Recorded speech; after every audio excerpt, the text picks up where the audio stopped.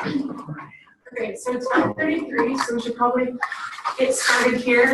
I think there might be some other folks coming in. I know Anna Jackson from College of Education has class, so she should be trickling in a bit. I think we all did introductions last week. I don't know if it would still be helpful to do those again if you're getting used to names. I see nods and Trent's new, so that is worthy of it anyway. So we also have Macy joining us from Salina. Macy, can you hear us? Yes, I can. Excellent. Excellent. Do we not have? Macy's very small in the corner there. I put that so we can look at the screen. There's Macy. Yeah,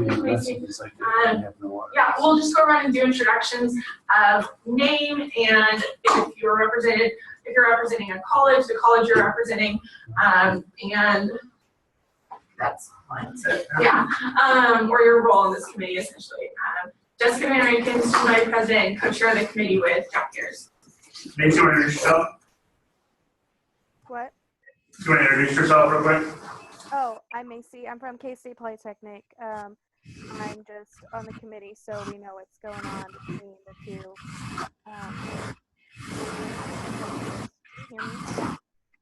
Yep, I hear you pretty well. I'm Jack Harris. So Jack, you're next on the Speaker of the Senate, co-chair in the committee with Jessica. I'm Jonathan Fusion. I'm the Privilege Street Chair. I'm an ex officio member on the committee. I'm Trent McGee, and I'm representing the graduate school. April Mason, Provost. I'm Matt Daly, and I represent the Agricultural School. Andy Bennett, I represent Faculty Senate. I'm also head of the Department of Mathematics. Cindy Bontrager. Hi, I have this first visit for me, and I'm Administration and Finance, ex officio. Brad Foster, student. I'm Drew Borman. I'm from the College of Business. Victor Valdez from the College of Arts and Sciences. I'm Pat Rubin. I'm from the College of Architecture. And Megan Carey from the College of Veterinary Medicine. Sorry. I'm Trenton Kennedy. I serve as student body vice president, so I'm the note taker / secretary. Jessica's noble scribe. Yeah, Jack and I are really excited for this meeting to serve as a more thorough introduction to the work that Tuition and Fee Strategies Committee does and kind of your role as a committee member here and to answer any questions you might have about what the year will look like and what the commitment of being a member of TFSC looks like. And so we thought a good way to do that would be to go through the orientation packet and all the different information in there and to talk through some of the key points of that packet. I know you all received that lengthy document that Jack put together really well with his Adobe PDF magic. In the middle of the night. Yeah. Oh man, about that this morning. Yeah, and we thought there were some key things we wanted to include in here regarding kind of the SGA bylaws that decide what the committee is charged to do and kind of the makeup of the committee. There's historical background, and there are a lot of the previous year's reports. We couldn't quite compile all of them, but we have quite a few from past years back to 0506, as well as last year's report that I believe Vice President Bontrager compiled and presented to, or the report that was presented to KBOR last year, or presented that, yeah. Yes. That's at the end of the report, which we'll refer to during this meeting, and has a lot of really great information that gives you up-to-date context. And then there are the minutes from all the meetings from last year's TFSC. And so there's a lot for you to peruse, and we'll just kind of hit the key points tonight and describe why we think they're important, and some just key points for you to look for when you more thoroughly read through every page of this, and I'm sure you will. I want to touch base on two things real quick. First of all, I want to say thank you to Vice President Bontrager's office and Vice President Bontrager herself. She helped us find a lot of these final reports that are most likely somewhere up in the Conza room as we are moved up there and moved back down here. So thank you to Cindy for that. And Tara was Tara was very helpful on that as well. Yeah, she's awesome. The other thing I was going to say is I wanted to double check with everybody. So I sent out this email last night, or I guess it was this morning, for Dr. Mason's observation. And did anybody have issues accessing the PDF? It was too big for an email, and it was too big for OrgSync. So we had to do this. Well, you were big. Yeah, Let's excellent. figure that out. But yeah, do let me know if you have any issues with it. I'm looking at it on, what I pulled up is my computer screen. Looking at it on Adobe, I can click on these bookmarks pretty well. I don't know if iPad users, I know Trent had a liver issue. Anybody having issues with this application-wise? Excellent. We have a paper agenda that we can pass around, but if that would be helpful, but we also have it on your computers as well. We kind of wanted to get started talking, referring to the SGA bylaws, I think, if that sounds good. Hi, Anna. Do you want to we did reintroductions. Do you want to say your name and what college you're representing? Okay, I'm Anna Jackson. I am in College of Education. I come from work, and so I get off work at 5:30.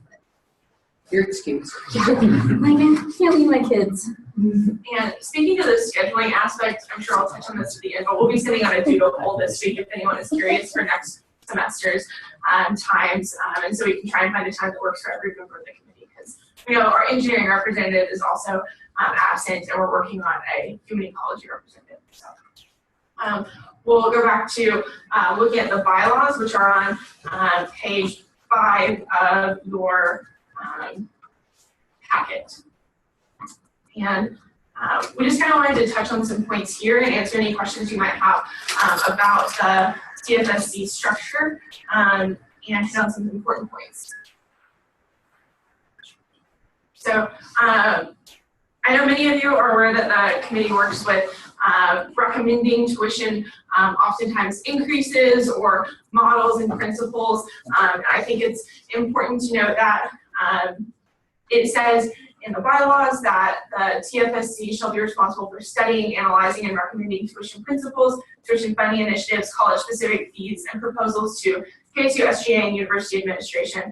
I think it's really important for us to put a lot of thought into every piece of that. I know sometimes, especially over the course of next semester, we'll see a lot of different college-specific fees come through.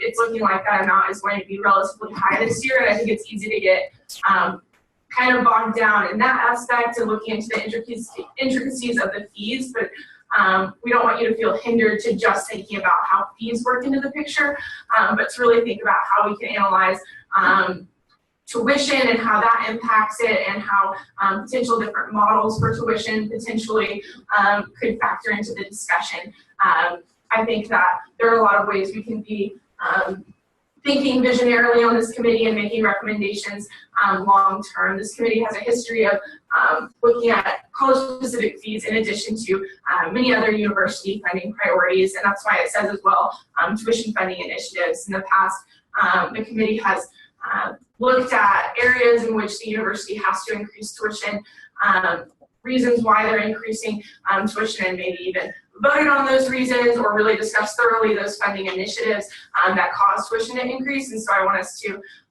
really think seriously about that part of the duty and how we can communicate well with administration and ask those questions that would get us those answers and prompt that discussion related to tuition as well as college-specific fees. And I think that's one of the things that Jessica and I had kind of discussed, is that the reason why we give you so much background and context is just for that background and context, not necessarily something that we have to blindly, follow. I think it's going to be really important to acknowledge that every year is a new year, and that we can make decisions based off of the merits of the fees. However, I do think that context at the same time is extremely important. That's why I wanted to provide you with all those pages of that. Yeah, definitely. I think, and the context is not to make you feel like you're locked into one setting, but maybe even to look back at past years and think, they did this several years ago, why aren't we doing that anymore? And ask questions like that can maybe get us moving down a track that can really represent students best in this committee. And so I think it's important to note then as well that there's a representative from each academic college, as well as ex officio members, which are very important and provide a lot of great knowledge and insight to the committee, as well as Jack and I are voting members. And I think it's important that you strive to find that balance between being a representative from your college and thinking kind of with your university hat. You have your college hat, whether it be human ecology, arts and sciences, graduate students, vet med, but it's really important to come to this committee and keep those ideas in mind and keep the feedback you hear from your constituents in mind, but really think about how will the recommendations I make on this committee impact the whole university, because you'll be voting on recommendations for colleges that you may never interact with as a student, but you'll be having to think visionarily about that bigger picture beyond your own college. Let's say one other thing as we go down the list of the members on the committee. The supervising vice president is taking notes, providing some insight there. Trent does a good job, just like Joe did last year. The thing is, the privilege fee chair deals with fees of kind of a different nature, if you will, fees of a different fees, and thus I think has some good maybe insight that you can bring to the table regarding those fees. However, those two members, the supervising vice president and the privilege fee chair, are both non-voting members of the committee, but I think still provide great financial insight and perspective to the city. And the administration that comes to these committee meetings as well, Provost Mason, Vice President Bontrager, Vice President Bosco, and Dr. Bennett, as well as the Faculty Senate Chair, they have a lot of great institutional knowledge to bring to the table, and we really encourage you to utilize the knowledge that they have and make sure to ask them really important questions that can provide more insight about the university on a long-term basis. We know the student perspective is so very important and why we have this committee, but students do enter and exit the university on a more regular basis than those administrators who are here for more years, and so it's really useful, and we appreciate the time that the administration spends coming to this committee and providing us with that perspective. I think it's really important that we kind of utilize the resources we have here in the committee with the administrators that have given the time to come and join us here and answer our questions that I hope people are not hesitant to ask. Yeah, and you'll notice in section C of the bylaws that TFSC will only make recommendations for the upcoming fiscal year. That's important to note, as you'll have deans that will come in and submit proposals that are sometimes part of a longer term phasing strategy, which can be helpful for their college planning, and that's an important part of their process a lot of times, but you should not feel bound as a committee member to make decisions on multiple years down the road, because TFSC makes recommendations for just the upcoming year. This was a language change that was added in, I believe, my sophomore year, so a couple years ago, because there were those concerns that a lot of fees were coming in, and the students on TFSC weren't intended to make recommendations for any year past the upcoming fiscal year. That was intended to be left to the next committee coming. And so that's helpful for you to know as you might encounter proposals that will look far into the future that you don't want to necessarily commit future students to paying. Yeah. The other thing I was going to say is that and perhaps this is written somewhere else in the bylaws. I know it's written several times in our bylaws for our allocations on SGA, but previous fees do not, or previous allocations, previous approvals of fees do not necessarily guarantee approval like in this year's term. Essentially, so when Jessica talks about, if a dean has a 4 or 5 year plan of fee increases, that that doesn't necessarily mean that by approving this year, you're bought into approving it next year, nor does it mean that by approving it last year, the committee approved it last year, that we have to approve it this year. So something to keep in mind, I would say. And we talked a lot about recommending approval or disapproval on future fees for upcoming fiscal years or an upcoming fiscal year. But it's also important to note that this committee plays a review role as well. And so we have set into place that same year that we decided on not recommending past and upcoming fiscal year. We also added in language as an SGA saying that we will conduct fee reviews and report to the university president and provost on a 3-year cycle. So some of you may be familiar with a similar structure in SGA. Jonathan certainly is. In privileged fee, we review on a 3-year cycle in a different way, but this has kind of parallels to that, in that fees that are proposed 3 years after they're approved and put into motion, we'll come back and review those fees as a committee, asking for kind of a review of how the college has used that money and if they've used it in the way that they told TFSC that they would. So this year we will be reviewing architecture and agriculture, I believe. And so what that'll be is in our first couple of meetings of the second semester, Jessica and I need to get on top of planning that with the deans and Dr. Mason work with you to make that happen. However, what that'll be, I'm pretty sure, Dr. Mason, perhaps you correct me if I'm wrong, that we're going to have the deans come and present what the fees have, the fee that they currently have and what that has meant for them, how what it was intended for and how that money's being spent, things like that. An accountability of how much revenue has been brought in, how it's been used, if there's any current balance, why that is, and what it's going to be used for ultimately. And I remember a couple years ago when this language was introduced, there being a concern of we don't want it to become like privilege fee where then they feel compelled to ask again every 3 years for an increase, and that's never the intention and hopefully would never be the case. It's simply that accountability measure to make sure that colleges are using student dollars effectively, because the language was put in there as well that if they're not using it effectively, they can be put on probation. And that means they would have to come back the following year and present again on how they've maybe made changes to that and use student dollars more effectively. Yeah, and I think that's one of the things that 3-year kind of review goes into is that is like a guarantee that every 3 years that fee will be reviewed. However, when there is an increase, perhaps that would require a review of sorts, even if it's not in the same direction like you're asking. So, anyway. So since this is new, there's no colleges on probation, right? No, none have been put on probation since they began reviewing last year as well. I think we reviewed last year. See, I wasn't officially on the committee, so I'm not sure if they did review. 2 years ago, I believe they reviewed. Engineering 2 years ago, arts and sciences, but I'm not, do you remember, Pat or Sam? I don't remember. I don't remember us reviewing. And I had asked Andy about that, and what he had shared was he understood it as every 3 years. Oh, so there was no one, eligible? Yeah, we didn't review him last year, and I don't know that there was one up to be reviewed. I mean, that's kind of the impression I got. Didn't they have a slide presentation for College of Arts and Sciences? Looked pretty impressive. That was wasn't it that year before?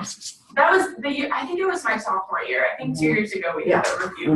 And what we had last year was for their increase. I mean, they did present, but it was requested. Yeah, from looking at the report to KBOR last year, it looked like the two that we'd be reviewing this year on the 3-year cycle would be agriculture and architecture, I think. Yeah. But perhaps that's something we need to look into, especially if, last year's committee didn't do any of the review. I think it's still, there's still something we can work out as far as figuring out what we need to be doing as far as the bylaws are concerned. And also certainly with colleges likely coming to present and ask for a fee increase that currently have fees themselves, even if they're not up for that 3-year review cycle, if we're considering giving them a fee increase, we're probably going to also want to know if they're using the current dollars effectively, so that will essentially act as somewhat of a review, I believe, as well. But it's like that's what I was coming back to. We haven't formally reviewed in the process if they're not wanting to increase, but we're simply saying, what's your fee now? How have you been using it? Because, when somebody like engineering comes in and has going on their 3rd year of an increase, it's like those questions do and I think should come up as far as what, how are the first 2 years used, those fees. Yeah, definitely. And if anyone, we are allowed by the language in here to request a review from anyone outside of that 3-year cycle if there's some reason to believe that would be a necessity. I haven't heard anything to that effect, but that language was added in there to add in that opportunity for further questioning of certain colleges if there was any thought in that direction. For the process of reviewing these. Dr. Mason, do you want to talk a little bit about this? To you as far as what comes to your desk as far as Yes, absolutely. I've asked the deans each year to bring me their proposals by the 1st of February, and I do an initial read of them. I asked them actually to give me drafts in advance so that on the 1st of February, I'm not seeing it for the first time and having problems with something. So let's use business administration as an example. The first year that they brought forward their request, I did not forward it to the committee. It was $100 per student credit hour. There was lukewarm support from the students, and so it did not come forward. The next year it was the plan for X number of years of increases, support from the students, strong support, so it came forward. And at that time, the committee was asked to support all 5 years or 4 years of the increases, and that's when you changed the rules here. So I do a read, I do an approval, then I will send it on to Jessica and Jack and request that it be put on the agenda of the committee. But those are the things I look for. Is this well presented? Is it very clearly presented? You know, if I can understand it, I'm sure you will understand it. Is there support from the students? Has them been documented? Those kinds of things. And through 2 years ago, the Budget Advisory Committee put together a proposal format, and that's on our website. So they all come in looking essentially the same. You're not trying to figure out how this dean did it and that dean did it. They all come in looking very similar. And yeah, and that student input piece that Provost Mason said she looks for as well, I think is important to note, because when a fee comes before us, it shouldn't be the first time it's coming in the eyes of students, and I think it rarely is. But we have had questions about that in the past before. Once a fee comes, did the dean, did the heads of the college adequately communicate with students about this fee increase? Did they maybe hold forums? Did they talk with their Dean's Advisory Council? Questions like that I think are very appropriate to ask of deans and to inquire further if you have questions about that, because it's really good that it gets asked of the students in the college before it would be imposed on them and before it comes to tuition and fee strategies committee. And then as far as it comes, Jessica, do you want to talk a little about what happens once comes across our Dr. Mason sends it to the chairs? Yeah, once Provost Mason sends it to us, then we will make a calendar of when we're going to review each fee throughout the semester, when we are going to maybe be looking at the fees and having discussion, and when we're going to be asking that deans come in and present to us about their college-specific fee. Jack and I would like to, if time allows, we'll see how many fees come in and what kind of that calendar structure looks like. We would like to have a meeting where we'd be able to look at the college-specific fee and talk about it as a group, and then the next meeting have the dean come in and present, and then we would maybe have had some more informed discussion as a committee to ask those questions and to kind of look at it in a vacuum before we receive the presentation. I think we could probably fit that into the schedule with maybe looking at multiple fee request proposals in a meeting, and then having those meetings where the deans come in. So like Jessica said, I think moving forward, we're going to be trying to do a poll to figure out meeting times. However, what it'll probably be is that we need to know. So I guess we will know until February 1st. Right, Dr. Mason, what are? Yeah, I had indicated to Jessica and Jack that I'll do a poll of the deans at our meeting right after Thanksgiving and ask how many we anticipate. They're already working on things, so that I'll have at least a good idea. And then if administration from the vice president's offices, if there's anything coming forward, we'll know. You'll have a good view of what all is going to come through. And a lot of times what the committee tends to look for in those fees and in tuition recommendations as well kind of goes along with what the committee has identified as founding principles from years ago and has kind of stuck year to year. And those are balancing the needs of the university with affordability for all students, transparency of tuition fees in the fee review process, maintaining a tuition and fee structure that is simple and easy to communicate, and remaining competitive in both the resident and non-resident student markets. You'll see that several times throughout this orientation packet, because almost each of the year's recommendations does list those principles and does kind of invoke those throughout the recommendations. So I think those are really helpful to think about as you're trying to come up with questions to ask the deans and trying to figure out what am I looking for in this fee increase proposal, what am I looking for in this tuition increase recommendation. I'm going to say we're kind of at a break point. Is there any questions at this point regarding what we've gone over?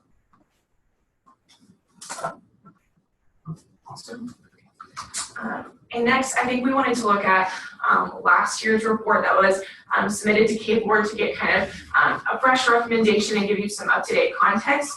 That will be found on page 155 of the packet. So give me time to scroll.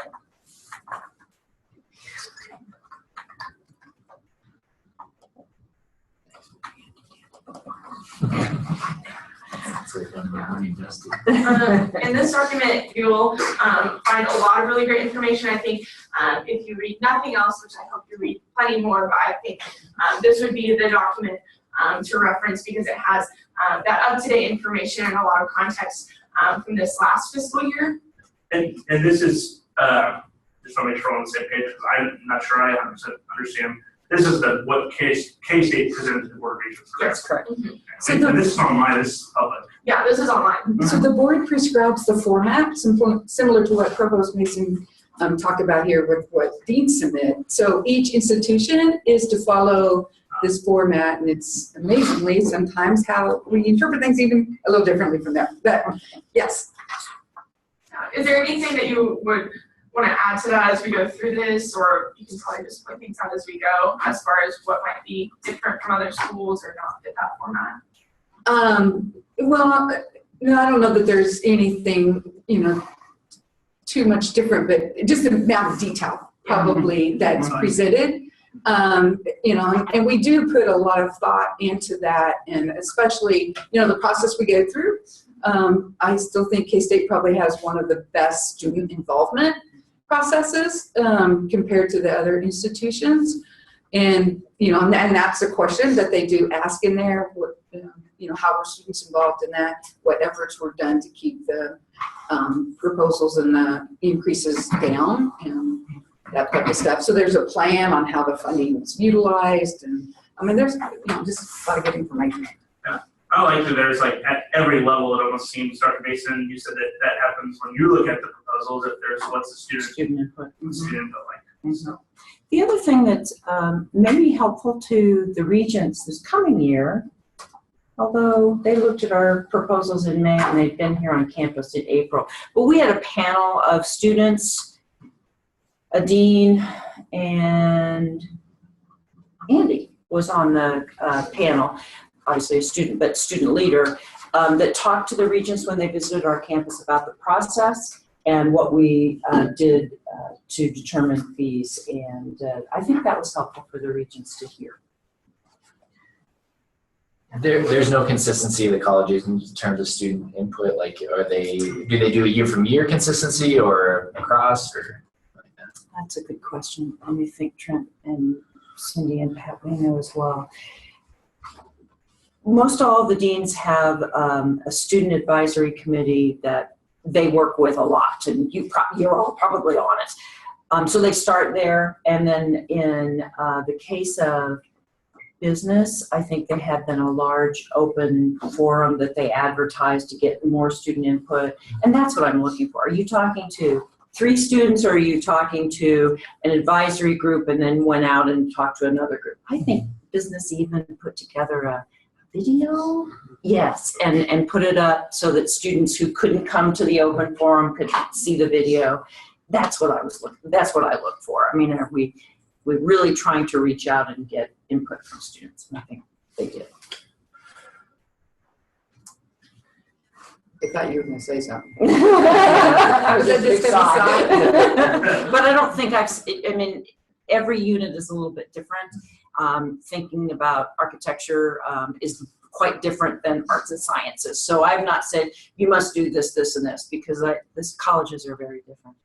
The answer to all questions of the form of do the colleges do it the same is no. Yeah. Andy just went right to the chase.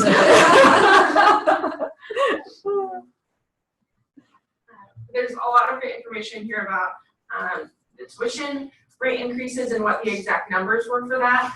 And then on the second page of that, there is a lot of information about that proposed course fee rates, which were approved, and kind of the 5-year historical trend there gives you insight into where fees have gone over the last few years and how much they have increased, and how so many colleges are now utilizing that fee. I think the only one not listed here is education, I believe, does not have a fee, but all the other colleges have their own college-specific fees. The other thing I think is really important about this document, I'm really glad Jessica, I'm half embarrassed to say we were very excited when we found this document last night. Yeah, We were like excited. real pumped. Ready to go on Sunday. But anyway, and the reason why is because this has the concrete numbers of what the actual approved fees are with those fees. Or I think sometimes probably the most confusing thing in this committee, and probably one of the things that I've experienced with serving on like dean's councils on fees in the College of Engineering, is that you look at these numbers, and when they come in with a certain number, $30 per credit hour, that means a $30 increase per credit hour. You know what I mean? Or if they're coming up with an increase, it's hard to say, $30 credit hour, you probably stomach that, but you need to look at it in context of, well, 30 plus, or excuse me, plus 30. So that's why I like, looking at this where you can track, okay, we're at 54, now we're 84 for the College of Engineering specific place, something like that.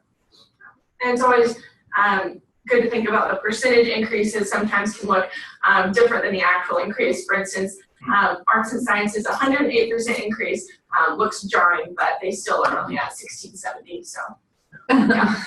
Any fee is an amount added to burden students, but that's significantly smaller than some other colleges as well. But all of that fee information is really helpful, and I think you'll find that if you're more interested in learning about the purpose behind any specific fee, you can find that in those recommendation documents that the students put together in past years, as well as we're happy to look into any more information if you have any further questions that Jack and I could dive into for you. I know I spent hours going over those this summer and taking notes and things like that, and so I think that's really helpful context for you to have about each specific fee and whether or not and how they're being used in the way that they said they would be. And it breaks down college by college about what those specific fee increases were for and why the college deemed them necessary, as well as the university. So I actually have a quick question for whoever, one of the administrators, I guess, is, so proposed change to tuition structure, would this be like if we went to a differential tuition model or something like that? What would be an example of Can I give one? Yeah, I'm still thinking about the question. Go ahead, please answer. So this weekend, April and I were at the APLU Association of Public and Land-Grant Universities meeting. Florida State presented on their use of an innovative tuition model that's exactly what I used when I was an undergraduate 30 years ago. More than 30 years ago. You're just ahead of your 35 time. years ago. That said tuition was linear to 12 hours. And then at 12 hours, everybody paid full-time tuition. When I was an undergraduate, it was set at 16 hours. I think they were setting theirs at the amount for 15 hours. So that students would, right now students are tempted to take fewer classes because it costs less. If you're going to graduate with 120 hours in 8 semesters, you have to average 15 hours a semester. Our average student here takes less than that. Our average full-time student takes less than that. I think it's closer to 14. That's right, 13.7. 13.7. And that in the interest of getting students to graduate, which saves students more money, taking an extra semester and paying for room and board is much larger than the difference in tuition. Telling students that after 12 you can take 15, you can take 17, you can take up to 18 and not pay any more money was getting more students through for them, and that it was saving students money in the long term. That's how I went through. I think that's a better way to do it. I was one of many, many, many faculty voices in opposition 20 some years ago when they put in the per credit hour tuition. I was just gonna say, K-State was that way, the Yes, model you're exactly. describing, which is a semester. That would be a different tuition model. I would also offer upper and lower division, different pricing, because that's another thing that we've considered over the years, that entry-level courses, it doesn't cost as much. And so, some institutions have different pricing for your entry or lower level compared to upper level courses. That could be another. Are we essentially kind of doing that with the academic fees though? Wouldn't that kind of be along the same lines? Well, that we're doing more, I think, on discipline, because you can still be in education, for example, and you're going to pay the same price. Yeah. So it's kind of is more discipline based. The challenge is there's no rhyme and reason. When you look at the fees, a college of engineering student pays tuition and then pays fees for engineering classes, arts and science classes, business classes, maybe an ag class, and there's no rhyme and reason. It's all about us being able to have more income to keep the lights on and keep a quality of instruction. And that's a challenge we have. As we look at different models, we used to have six hours part-time. The 7th hour was full-time. You paid full-time fees. You could take 7 hours to 18 hours, or more than 18 with the dean's permission. We went to a different model, the model we have now, for tuition. We didn't have any fees at the time because we wanted a model that would help manage our enrollments per classes. Students were taking 18 hours, but then dropping a class or two after the 3rd or 4th week, and we had no way, because it was free, relatively free, but it was difficult for us to manage classes. That was one of the reasons. We want to make sure it's revenue neutral, though. As I look at the thing that throws me a little bit is we're talking about increases, and you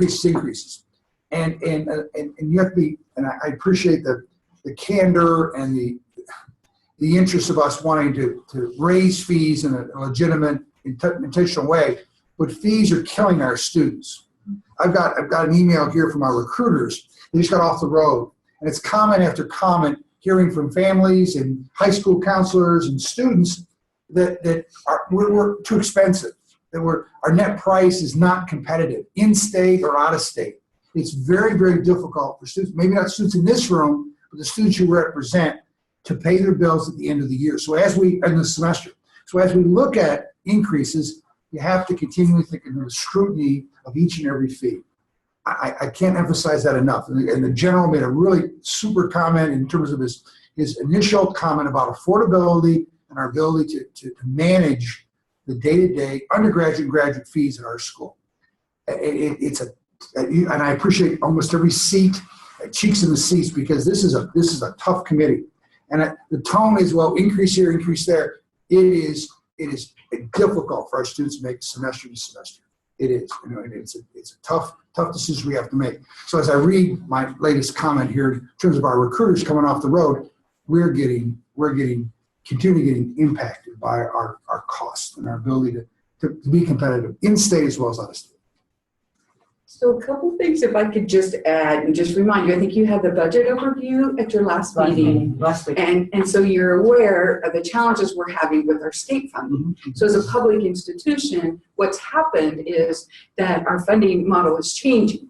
And so state funding is disappearing, so it's putting more burden on the families of the students attending. The only thing that I would add about the college fee is that that revenue gets directed to that college. So it's not used to cover utility bills or to cover, facilities or any of the overhead of the university, but it's directly benefits the college that gets the money.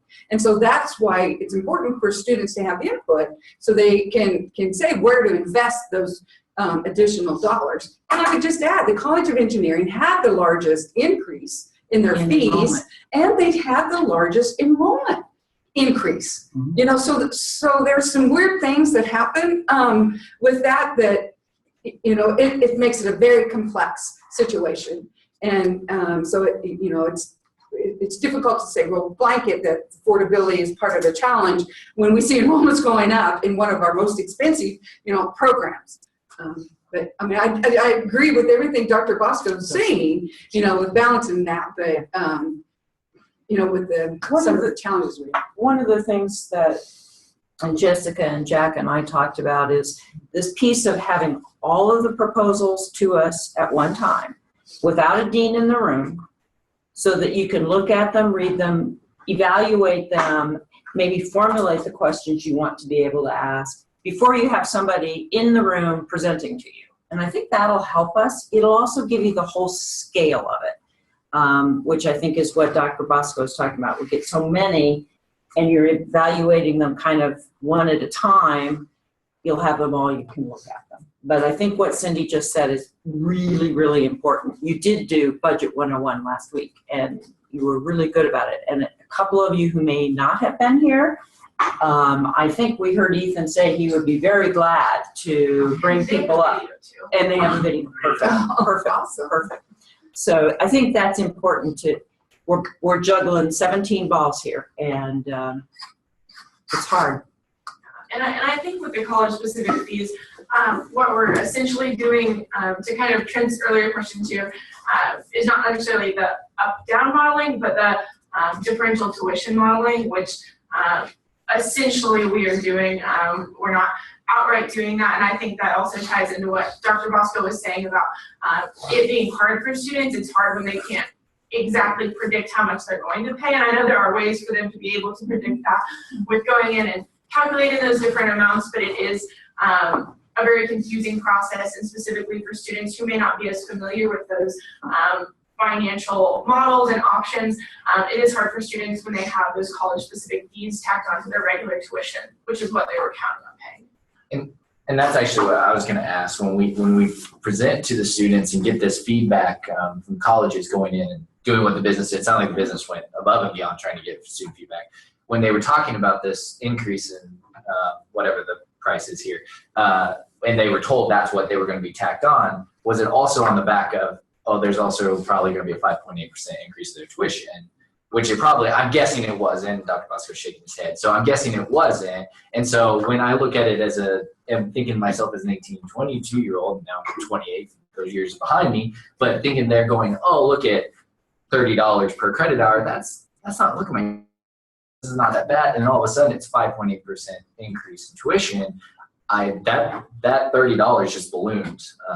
Incredible for my tuition. And so it compounded even more, and it's the reality of where we are right now. And you're absolutely right that we didn't have, a student couldn't possibly, families had no idea in June what they were going to pay. Yeah. Had no idea. And stand before thousands of students and parents and say, "Look, trust me, it's going to be more, but I don't know what it's going to be." So, Chad, not only is the college is thinking about their set of and their challenges, but the only group that's looking at the total picture is this group right here. So it might be really helpful for us in light of your comment, which is true. I think everybody in the room last year knew that tuition was going to go up, but what did that mean per student credit hour? I don't think we ever got there. I think that's a very legitimate comment. It's on that table. I mean, it tells you by credit hour what the dollar amount is, but in the board's proposal. But at the time, and I think we might be able to model. I think we gave them some spreadsheets with that. Okay. Because he asked for it. Yeah. And I think sometimes something we'll hope to do is more talking about that continuously throughout it, because I think sometimes we fall into talking about that at the end of the semester when it's closer to knowing. And so Jack and I might just be bugging you for those numbers earlier. Well, I mean, could challenge that when you saw revised, we had a 5%. The state came in late and they cut us. It was, well, I think middle of May that year, but, you know, it's been in June prior years. And so the decision was made to cover it by adding more to the tuition. So. And I think something, this is a good conversation to have, and these questions are important to ask. And I think this spurs the note about kind of going back to what we were talking about earlier with this committee is also charged with talking about principles of tuition and models. And while we've had, I'm not recommending anything here, but just prompting you to think more about the fact that this committee has traditionally, several years back, tended more towards also looking at what kind of tuition model are we using, and looked at different models like predicted tuition rate, flat tuition rate, and differential rate. And we use predicted tuition right now where we go by that percentage, like it increased by 5.81% last year.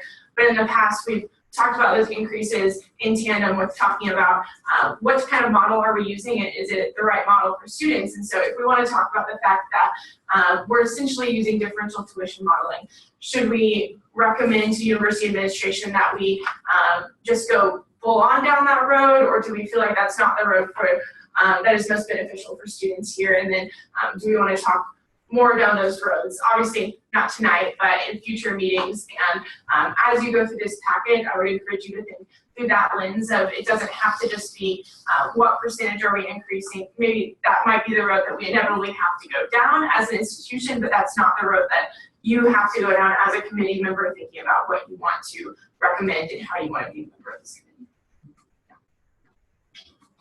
So one thing I was going to ask, and this might be an appropriate time, so I'm going to go ahead and ask it. So what we put together is show where K-State fits in like Big 12 and APLU or land grant institutions and stuff.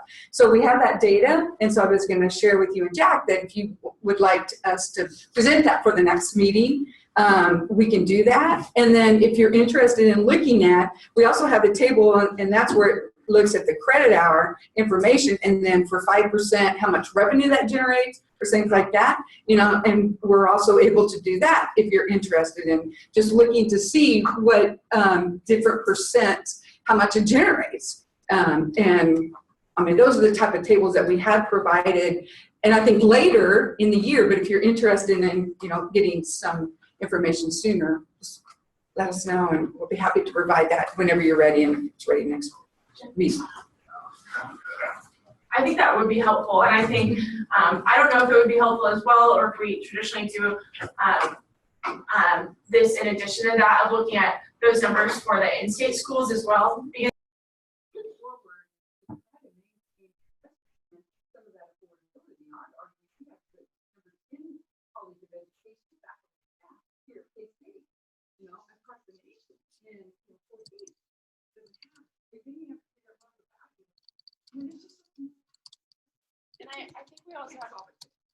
And I think we also have to think about competition in terms of access, but also in terms of excellence. We can be competitive as an institution financially to get students here, but we also want to be competitive in a different way. As an institution, we want to be an excellent institution that's competitive in rankings. And so I think it's looking at that term of competitive in multiple thinking about how do we want to apply it as an institution in this way or this other way in certain colleges. Do we want to be competitive financially? Yes. Do we want to be competitive in the rankings? Yes. And it's finding, like Trent said, that tipping point of what is right for us at the moment and what can we afford and what can students bear the burden at the moment. I think we've hit on a lot of things that Jack and I wanted to talk about today. We also, his computer crashed like randomly, so we lost Macy. Thank you. Yeah, and I think you'll find going through this document too, particularly this document that was presented to KBOR last year. You'll see other notes. We talked a lot about the fees that have been approved and are being assessed of students, but this document, as well as the minutes from last year and past year's recommendations, speak to fees that this committee did not recommend to go on. So always know that that is an option as well. This committee isn't a rubber stamping committee by any means. Fees aren't supposed to come just for a pass through here. They're supposed to come through for a thorough examination and a determination of whether or not students think this is the right fit for a fee in that college and university-wide considerations, et cetera, because the past couple of years. Oh my God. Make it stop. But sorry, I lost my train of thought. But yeah, so there's a lot of information on fees that maybe weren't approved. An example is the libraries came for a fee proposal last year, and they were not recommended to move on. It wasn't viewed as a necessity at the time. Well, it wasn't. it didn't have as much to do with hours. I think a piece of it related to hours, but the committee mostly heard, I believe, enhancement to the building. Actually, I don't think there was anything in it on hours. I didn't think there was either. I don't remember that either. They weren't worried about hours at that point. They had money for hours. It was about the collections, absolutely. Definitely, and that, So, Actually, they mention hours. I'm sorry, thank you. In the, I wasn't here, you were, but I did read the minutes and I remember seeing. Good. I don't remember it being a focal point or a make it or break it. Right. Yeah. Whereas if they came today, it would be. yeah. And so I think Thanks, that's Andy. something to keep in mind too, that sometimes you can think, oh, libraries, why would we approve that because of what has happened now since, but there's a lot of great information in here that can elaborate more, and those minutes can help, and talking to past committee members like Trent from last year can be helpful. That's why Trent's not just here to take notes, he has valuable insight.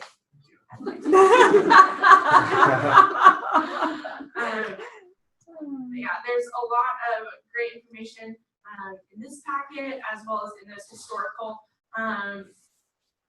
fee and tuition recommendations that I hope you'll take the time to look over and absorb. If you have any questions about that, you can certainly contact Jack and I, and we can try and clarify, ask any more questions on your behalf. I'm sure Vice President Von Trigger, Provost Mason, and Dr. Bosco are also happy to answer questions you may have. If not happy, I think they will. And even happy. But I don't want to keep you, I don't think we want to keep you too far past 6:30. So we've kind of covered a lot that we would like to. Are there any kind of questions before we close out about anything we've talked about today? I was I'm sorry for the technology issues. This is like an old computer from OSAS, so it's we just got it in.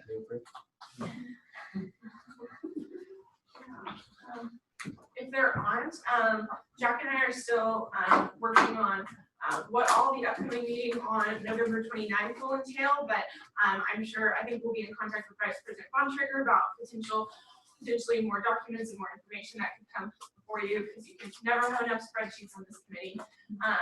And we might also talk a little bit more about what some of those models look like, what a fee proposal has looked like in the past, so you can anticipate what you'll look at come next semester, and talk about some of those principles a little more in depth and what you'll be looking for. If you have any ideas for, man, I really don't know a lot about what TFSC does in this area, or I'm really curious about how to look at this or what the university does here, please let us know, and we can look at including information like that in the next meeting. That'll be our last meeting before we reconvene next semester at a time to be determined by Doodle poll.